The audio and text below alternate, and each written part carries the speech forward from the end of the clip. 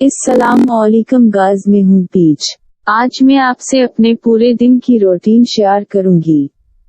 Guys, मैं सुबह सवेरे जागते हुए, मैं सुबह जल्दी जागती हूँ।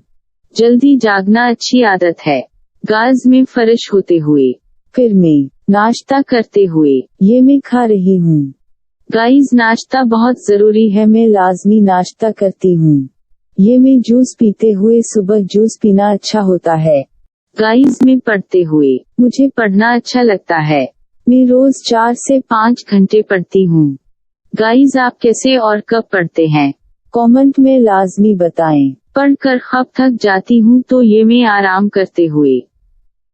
गाइस, ये मैंने पिज्जा ऑर्डर किया था। पिज्जा आया है, अब मैं पिज्जा खाऊंगी।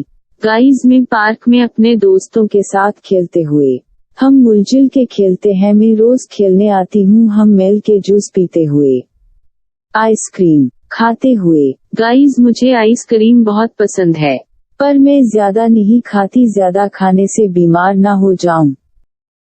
गाइस, ये मैं घर आ गई, घर आके जूस पीते हुए। गाइस, अब मैं कार्टून देखते हुए, मुझे कार्टून देखना पसंद है। गाइस, क्या आप कार्टून देखते हैं? आपके फेवरेट कार्टून कौन से हैं?